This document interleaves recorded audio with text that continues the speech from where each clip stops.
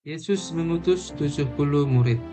Kemudian daripada itu, Tuhan menunjuk 70 murid yang lain, lalu mengutus mereka berdua-dua mendahulunya ke setiap kota dan tempat yang hendak dikunjunginya. Katanya kepada mereka, "Tuaian memang banyak, tetapi pekerja sedikit. Karena itu, mintalah kepada Tuhan yang mempunyai tuaian, supaya ia mengirimkan pekerja-pekerja untuk tuaian itu. Pergilah, sesungguhnya aku mengutus kamu seperti anak domba ke tengah-tengah serigala. Janganlah membawa pundi-pundi atau bekal atau kasut, dan janganlah memberi salam kepada siapapun selama dalam perjalanan. Kalau kamu memasuki suatu rumah, katakanlah lebih dahulu, damai sejahtera bagi rumah ini. Dan jikalau di situ ada orang yang layak menerima damai sejahtera, maka salammu itu akan tinggal atasnya. Tetapi jika tidak, salammu itu kembali kepadamu.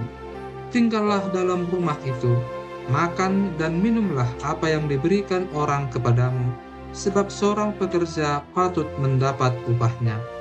Janganlah berpindah-pindah rumah, dan jikalau kamu masuk ke dalam sebuah kota, dan kamu diterima di situ, makanlah apa yang dihidangkan kepadamu, dan sembuhkanlah orang-orang sakit yang ada di situ, dan katakanlah kepada mereka, kerajaan Allah sudah dekat kepadamu.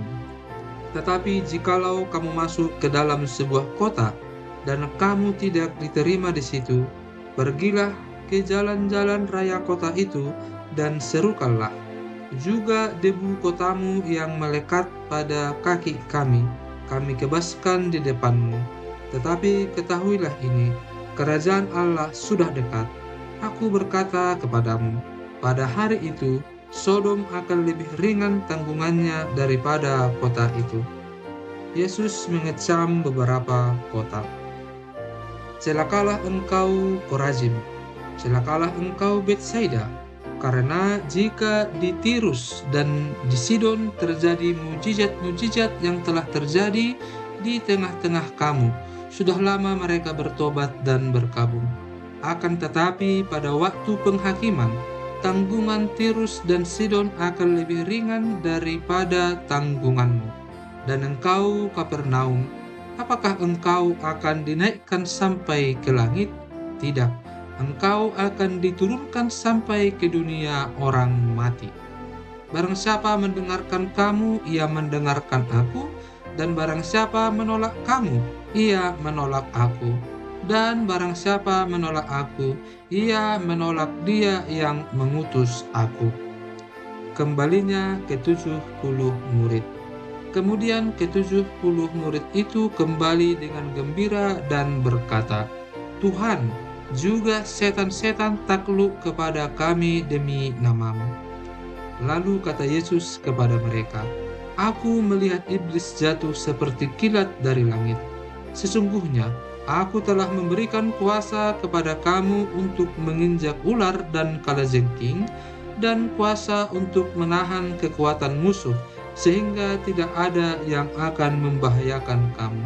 Namun demikian janganlah bersukacita karena roh-roh itu takluk kepadamu, tetapi bersukacitalah karena namamu ada terdaftar di sorga."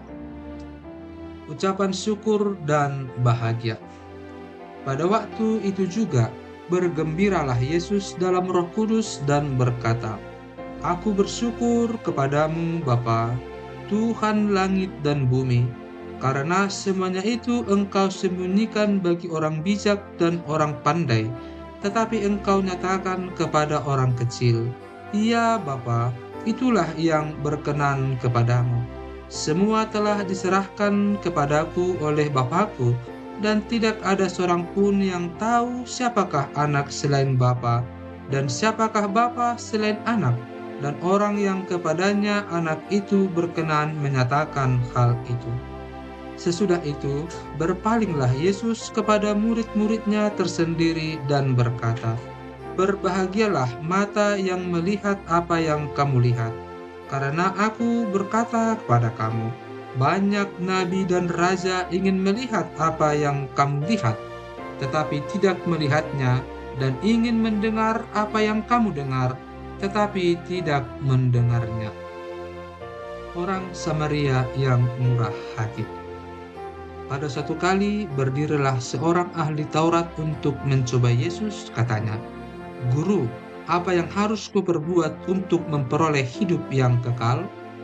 Jawab Yesus kepadanya, "Apa yang tertulis dalam hukum Taurat? Apa yang kau baca di sana?" Jawab orang itu, "Kasihilah Tuhan Allahmu dengan segenap hatimu, dan dengan segenap jiwamu, dan dengan segenap kekuatanmu, dan dengan segenap akal budimu, dan kasihilah sesamamu manusia seperti dirimu sendiri." Kata Yesus kepadanya, "Jawabmu itu benar, perbuatlah demikian, maka engkau akan hidup." Tetapi untuk membenarkan dirinya, orang itu berkata kepada Yesus, "Dan siapakah sesamaku manusia?" Jawab Yesus, "Adalah seorang yang turun dari Yerusalem ke Yerikho. Ia jatuh ke tangan penyamun-penyamun yang bukan saja merampoknya habis-habisan, tetapi yang juga memukulnya, dan yang sesudah itu pergi meninggalkannya setengah mati. Kebetulan ada seorang imam turun melalui jalan itu. Ia melihat orang itu, tetapi ia melewatinya dari seberang jalan. Demikian juga seorang Lewi datang ke tempat itu. Ketika ia melihat orang itu, ia melewatinya dari seberang jalan. Lalu datang seorang Samaria yang sedang dalam perjalanan ke tempat itu, dan ketika ia melihat orang itu, tergeraklah hatinya oleh belas kasihan. Ia pergi kepadanya lalu membalut luka-lukanya. Sesudah ia menyiraminya dengan minyak dan anggur. Kemudian ia menaikkan orang itu ke atas keledai tunggangannya sendiri, lalu membawanya ke tempat penginapan dan merawatnya. Keesokan harinya, ia menyerahkan 2 dinar kepada pemilik penginapan itu, katanya, "Rawatlah dia, dan jika kau belanjakan lebih dari ini, aku akan menggantinya waktu aku kembali." Siapakah di antara ketiga orang ini, menurut pendapatmu, adalah sesama manusia dari orang yang jatuh ke tangan penyamun itu? Jawab orang itu, "Orang yang telah menunjukkan belas kasihan kepadanya." Kata Yesus kepadanya, "Pergilah dan perbuatlah demikian." Maria dan Marta. Ketika Yesus dan murid-muridnya dalam perjalanan, tibalah ia di sebuah kampung. Seorang perempuan yang bernama Marta menerima dia di rumahnya. Perempuan itu mempunyai seorang saudara yang bernama Maria. Maria ini duduk dekat kaki Tuhan dan terus mendengarkan perkataannya. Sedang Marta sibuk sekali melayani. Ia mendekati Yesus dan berkata, "Tuhan, tidakkah engkau peduli bahwa saudaraku membiarkan aku melayani seorang diri? Suruhlah dia membantu aku." Tetapi Tuhan menjawabnya, "Marta, Marta, engkau khawatir dan menyusahkan diri dengan banyak perkara, tetapi hanya satu saja yang perlu. Maria telah memilih bagian yang terbaik, yang tidak akan diambil daripadanya." Hal berdoa. Pada satu kali Yesus sedang berdoa di salah satu tempat. Ketika ia berhenti berdoa, berkatalah seorang dari murid-muridnya kepadanya, "Tuhan, ajarlah kami berdoa, sama seperti yang diajarkan Yohanes kepada murid-muridnya." Jawab Yesus kepada mereka, "Apabila kamu berdoa, katakanlah, Bapa, dikuduskanlah namamu, datanglah kerajaanmu. Berikanlah kami setiap hari makanan kami yang secukupnya, dan ampunilah kami akan dosa kami, sebab kami pun mengampuni setiap orang yang bersalah kepada kami, dan janganlah membawa kami ke dalam pencobaan." Lalu katanya kepada mereka, "Jika seorang di antara kamu pada tengah malam pergi ke rumah seorang sahabatnya dan berkata kepadanya, 'Saudara, pinjamkanlah kepadaku 3 roti, sebab seorang sahabatku yang sedang berada dalam perjalanan singgah ke rumahku, dan aku tidak mempunyai apa-apa untuk dihidangkan kepadanya.' Masakan ia yang di dalam rumah itu akan menjawab, 'Jangan mengganggu aku, pintu sudah tertutup, dan aku serta anak-anakku sudah tidur. Aku tidak dapat bangun dan memberikannya kepada saudara. Aku berkata kepadamu, sekalipun ia tidak mau bangun dan memberikannya kepadanya, karena orang itu adalah sahabatnya, namun karena sikapnya yang tidak malu itu, ia akan bangun juga dan memberikan kepadanya apa yang diperlukannya. Oleh karena itu aku berkata kepadamu, mintalah maka akan diberikan kepadamu, carilah maka kamu akan mendapat, ketoklah maka pintu akan dibukakan bagimu. Karena setiap orang yang meminta menerima, dan setiap orang yang mencari mendapat, dan setiap orang yang mengetok baginya pintu dibukakan. Bapa manakah di antara kamu, jika anaknya minta ikan daripadanya, akan memberikan ular kepada anaknya itu ganti ikan? Atau jika ia minta telur, akan memberikan kepadanya kalajengking? Jadi jika kamu yang jahat tahu memberi pemberian yang baik kepada anak-anakmu, apalagi Bapamu yang di surga, ia akan memberikan Roh Kudus kepada mereka yang meminta kepadanya. Yesus dan Beelzebul. Pada satu kali Yesus mengusir dari suatu setan yang membisukan. Ketika setan itu keluar, orang bisu itu dapat berkata-kata. Maka heranlah orang banyak. Tetapi ada di antara mereka yang berkata, ia mengusir setan dengan kuasa Beelzebul, penghulu setan. Ada pula yang meminta suatu tanda dari surga kepadanya untuk mencobai dia. Tetapi Yesus mengetahui pikiran mereka lalu berkata, setiap kerajaan yang terpecah-pecah pasti binasa, dan setiap rumah tangga yang terpecah-pecah pasti runtuh. Jikalau iblis itu juga terbagi-bagi dan melawan dirinya sendiri, bagaimanakah kerajaannya dapat bertahan? Sebab kamu berkata bahwa aku mengusir setan dengan kuasa Beelzebul. Jadi jika aku mengusir setan dengan kuasa Beelzebul, dengan kuasa apakah pengikut-pengikutmu mengusirnya? Sebab itu merekalah yang akan menjadi hakimmu. Tetapi jika aku mengusir setan dengan kuasa Allah, maka sesungguhnya kerajaan Allah sudah datang kepadamu. Apabila seorang yang kuat dan yang lengkap bersenjata menjaga rumahnya sendiri, maka amanlah segala miliknya. Tetapi jika seorang yang lebih kuat daripadanya menyerang dan mengalahkannya, maka orang itu akan merampas perlengkapan senjata yang diandalkannya dan akan membagi-bagikan rampasannya. Siapa tidak bersama aku, ia melawan aku, dan siapa tidak mengumpulkan bersama aku, ia mencerai-beraikan. Kembalinya roh jahat.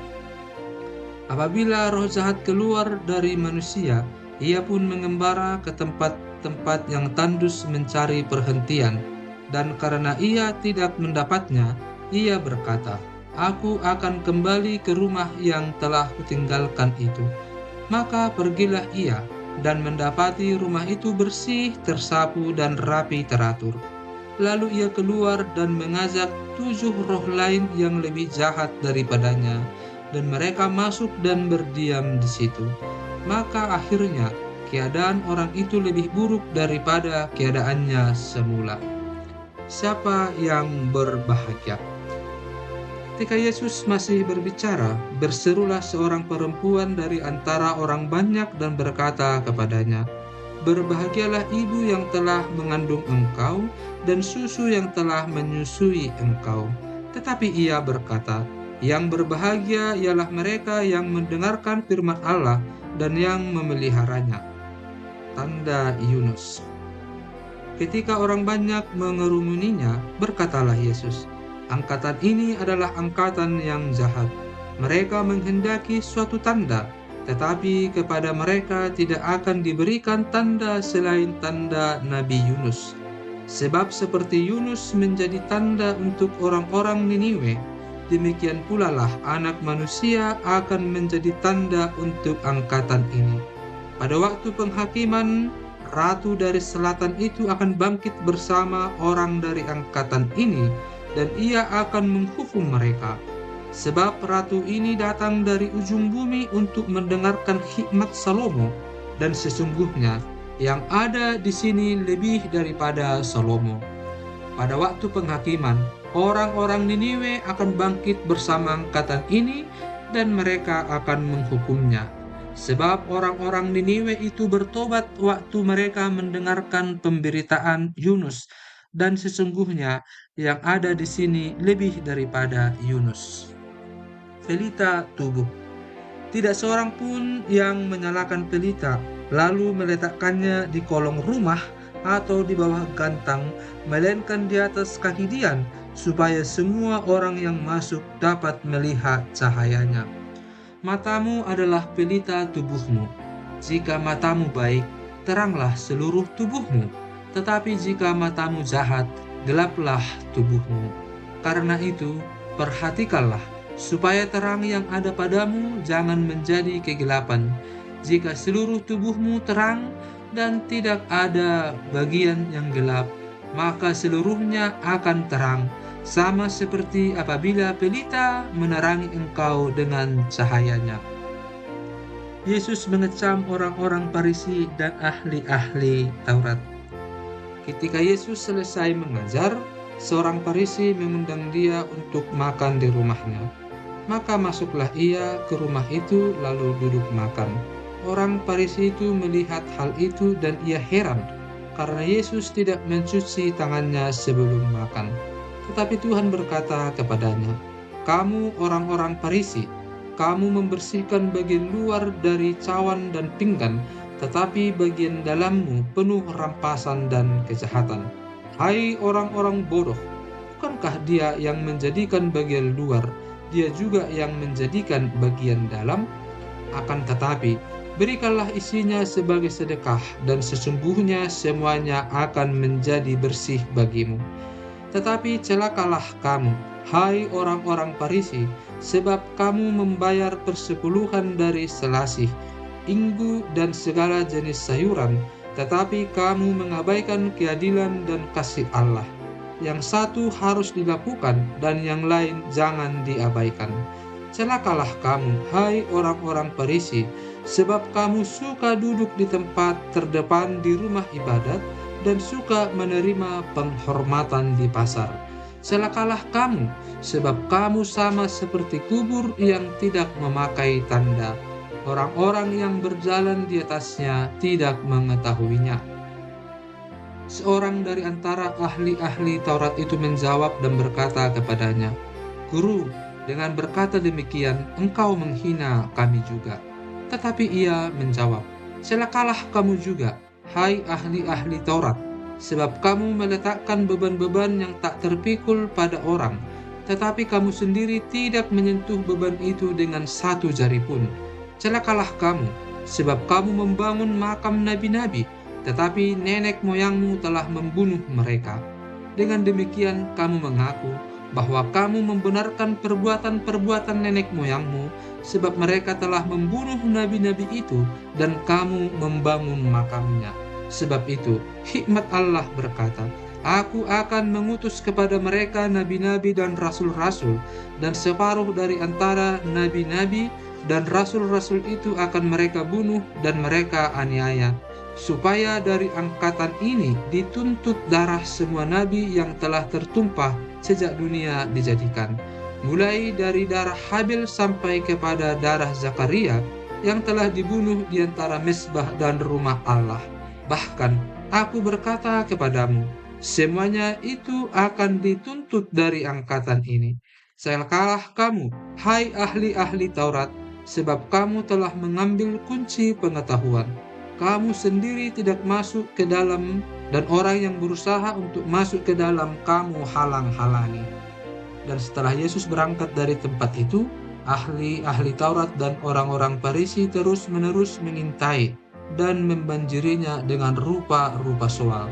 Untuk itu mereka berusaha memancingnya supaya mereka dapat menangkapnya berdasarkan sesuatu yang diucapkannya.